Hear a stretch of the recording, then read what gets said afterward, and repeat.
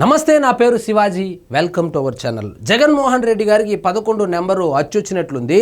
ఆయన దగ్గర ఉన్నటువంటి ఎమ్మెల్యేలు 11 మంది, ఆయన దగ్గర ఎంపీలు 11 మంది, మొత్తం 15 మందో 16 మంది ఉంటే దాంట్లో విజయసాయి రెడ్డి బోయా, మోపుదేవి వెంకటరమణ బోయా, ఆ బీద మస్తాన్ రావు బోయా, ఆ కృష్ణయ్య బోయా, ఇక మిగిలింది 11 మంది. అంటే జగన్మోహన్ రెడ్డి గారి చేతిలో అసెంబ్లీలో 11 మంది, రాజ్యసభలో 7, పార్లమెంటులో 4, అంటే 11 మంది ఎమ్మెల్యేలు, 11 మంది ఎంపీలు ఉండడం గమనార్హము.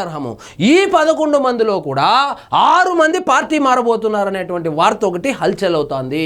ఎందుకంటే ఎప్పుడైతే రఘురామకృష్ణంరాజు గారు ఎవరెవరైతే 60 రోజులుగా అసెంబ్లీకి రాలేదో వాళ్ళందరినీ డిస్క్వాలిఫై చేయబోతామని చెప్పి మొన్న ఇంటర్వ్యూలో చెప్పినటువంటి విషయం మనకు అందరికీ తెలిసింది. వీళ్ళు మిగిలినటువంటి 10 మంది ఎవరైతే ఉన్నారో వైఎస్ఆర్సీపీ పార్టీకి సంబంధించినటువంటి ఎమ్మెల్యేలు, సో జగన్మోహన్ రెడ్డి గారిది ఏం పోయింది, ఆయన ఇగోకు పోయి 11 సీట్లు వచ్చిందని చెప్పి ఆయన అసెంబ్లీకి రాకపోతే, ఒకవేళ డిస్క్వాలిఫై అయితే ఇప్పుడు గనుక ఉప ఎన్నికలు వస్తే మనము తట్టుకోగలమా, ముందు గెలవగలమా? ఒక 60-70 కోట్ల రూపాయలు ఖర్చు అవుతుంది కదా, మరి ఆ డబ్బులు జగన్మోహన్ రెడ్డి గారు ఇస్తారా? ఇవ్వరు కదా, మరి మనం ఎందుకు అసెంబ్లీకి వెళ్ళకూడదు? సో జగన్మోహన్ రెడ్డి గారు వచ్చినా రాకపోయినా మనం ఈసారి అసెంబ్లీకి వెళ్ళి సంతకమైనా పెట్టి వద్దాము. ఎందుకంటే మన పదవులు మనం కాపాడుకుందాము. పదవి పోయిన తర్వాత ఎవ్వరూ మనల్ని మతించరని చెప్పి వాళ్ళు ఈ మధ్య ఒక రహస్య ప్రదేశంలో భేటీ అయి చర్చించుకున్నారనేటువంటి వార్తలు కూడా వస్తుంది. సో ఈ 6 మంది ఎవరైతే ఉన్నారో ఈ 6 మంది ఆల్రెడీ నారా లోకేష్ గారికి టచ్లోకి వెళ్ళారని, నారా లోకేష్ గారు చంద్రబాబు నాయుడు గారు ఈ విషయం మీద చర్చించి ఒకవేళ వాళ్ళను కనుక పార్టీలోకి తీసుకుంటే జగన్మోహన్ రెడ్డి గారికి సింపతి వచ్చేటువంటి అవకాశం ఉంది. కాబట్టి మనకు అసలు నెంబర్ ఎందుకు అవసరం లేదు కదా, 6 మంది ఉంటే ఎంత లేకపోతే ఎంత, వాళ్ళని తీసుకునేటువంటి ప్రసక్తే లేదు, మనకు అవసరం లేదు, మనకు ఉన్నటువంటి సంఖ్యాబలం చాలు అని చెప్పడం వల్ల వీళ్ళు ఇప్పుడు ఆత్మరక్షణలో పడ్డట్టు అయింది. సో అటువైపు వేరే పార్టీ వాళ్ళు ఆహ్వానించడం లేదు, ఈయనేమో అసెంబ్లీకి అసెంబ్లీకి పోకపోతే డిస్క్వాలిఫై అయిపోతాము, డిస్క్వాలిఫై అయిపోతే తర్వాత గెలిచేటువంటి పరిస్థితి కూడా లేదు. కాబట్టి మనము ఈసారి అసెంబ్లీకి వెళ్దాము, అసెంబ్లీకి వెళ్ళి కనీసం సంతకమన్నా పెట్టి వద్దామని చెప్పి ఆలోచనలో ఉన్నట్లు తెలుస్తూ ఉంది. అదేవిధంగా జగన్మోహన్ రెడ్డి గారిని ధిక్కరించి వీళ్ళు అసెంబ్లీకి పోయేటువంటి ధైర్యం చేస్తారా అంటే, ధిక్కరించి అంటే ఆయన ఇగోకు పోయి ఆయనకు ప్రతిపక్ష హోదా రాలేదని చెప్పి, ప్రతిపక్ష హోదా ఎవరు ఇవ్వాలి? ప్రజలు ఇవ్వాలి. వాళ్ళు ఇవ్వలేదు కదా. ప్రజలు ప్రతిపక్ష హోదా ఇవ్వనప్పుడు కనీసము మనము ఎమ్మెల్యేలుగా, ఒక నియోజకవర్గానికి ప్రాతినిధ్యం వహిస్తున్నటువంటి ఒక ఎమ్మెల్యేలుగా మనం వెళ్ళి మన ప్రజా సమస్యలు, మన నియోజకవర్గ సమస్యలను సభలో చర్చించాలి కదా. అది కూడా చర్చించకపోతే, సభకే వెళ్ళకపోతే ఇంకొకసారి జగన్మోహన్ రెడ్డి గారు మనకు టికెట్ ఇచ్చినా కూడా నియోజకవర్గ ప్రజలు మనల్ని నమ్మేటువంటి పరిస్థితి ఉండదు. కాబట్టి మన దారి మనం చూసుకుందాము.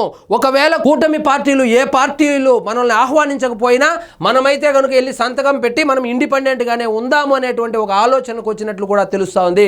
ఇక చూడండి, వైసీపీ ఎమ్మెల్యేలో భయం మొదలైందా? అసెంబ్లీకి వెళ్లకుంటే ఎక్కడ తమ పదవులు పోతాయోనని ఎమ్మెల్యేలు ఆందోళన చెందుతున్నారా? తమ అధినేత తీరుతో ఏం చేయాలో అర్థం కాక తలలు పట్టుకుంటున్నారా అంటే అవుననే చర్చ జరుగుతుంది పొలిటికల్ వర్గాల్లో. అయితే కొందరు ఎమ్మెల్యేలు మాత్రం జగన్ రాకున్నా సరే తాము అసెంబ్లీకి హాజరై తమ సభ్యత్వాన్ని నిలబెట్టుకునేందుకు చర్చలు జరుగుతున్నట్లుగా కూడా వార్తలు వస్తుంది.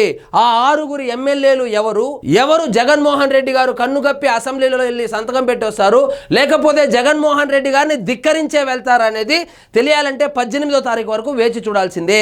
మరొక వార్త వినిపిస్తా ఉంది, ఈసారి జగన్మోహన్ రెడ్డి గారు కూడా అసెంబ్లీకి రాబోతున్నారు. ఎందుకంటే పులివెందుల్లో మొన్న జరిగినటువంటి ఉప ఎన్నికల్లో జడ్పీటీసీగా డిపాజిట్ కోల్పోయినటువంటి విషయం మనకు అందరికీ తెలిసిందే. ఒకవేళ కనుక 18వ తారీఖు జరిగేటువంటి అసెంబ్లీ సమావేశాల్లో జగన్మోహన్ రెడ్డి గారు కనుక అటెండ్ కాకపోతే, ఆయన్ని డిస్క్వాలిఫై చేస్తే, మళ్ళీ ఎన్నికలు వస్తే జగన్మోహన్ రెడ్డి గారు సైతం పులివెందుల్లో గెలిచేటువంటి అవకాశం లేదు అనేటువంటి ఒక డౌట్తో ఆయన కూడా ఆత్మరక్షణలో పడి అసెంబ్లీకి వెళ్ళేటువంటి అవకాశాలు కూడా ఉన్నాయని కూడా చెబుతా ఉన్నారు. సో జగన్మోహన్ రెడ్డి గారు అసెంబ్లీకి ఈసారైనా వెళ్తాడా వెళ్ళడా, వెళ్ళకపోతే డిస్క్వాలిఫై చేస్తారా లేదా, లేకుంటే మిగిలినటువంటి 10 మంది ఎవరైతే ఉన్నారో ఆ 10 మందిలో ఎంతమంది అసెంబ్లీకి వెళ్ళబోతారో తెలియాలంటే 18 18వ తారీఖు వరకు వేచి చూడాల్సిందే. మరోవైపు నారా లోకేష్ గారు కనుక ఒప్పుకుంటే 6 మంది ఎమ్మెల్యేలు అయితే కనుక తెలుగుదేశం పార్టీలో చేరేదానికి రెడీగా ఉన్నట్లు, కానీ దానికి చంద్రబాబు నాయుడు గారు వద్దని చెప్పినట్లు కూడా వార్తలు వస్తున్నాయి. మరి ఆ 6 మంది ఎమ్మెల్యేలు ఎవరు? మీకు పేర్లు తెలిస్తే దయచేసి కామెంట్ రూపంలో తెలియజేయండి. మరి చూద్దాం, జగన్మోహన్ రెడ్డి గారు అసెంబ్లీకి వెళ్తారా లేకపోతే డిస్క్వాలిఫై అవుతారా? తెలియాలంటే కనుక 18వ తారీఖు మొదలయ్యేటువంటి శాసనసభ సమావేశాలు ఏవైతే ఉన్నాయో అప్పటి వరకు వేచి చూడాల్సిందే. సో ఇదండి ఈరోజు మన టాపిక్. మీకు ఈ వీడియో నచ్చినట్లయితే లైక్ చేయండి, షేర్ చేయండి, ఛానల్ మాత్రం సబ్స్క్రైబ్ చేసుకోవడం మర్చిపోవద్దు.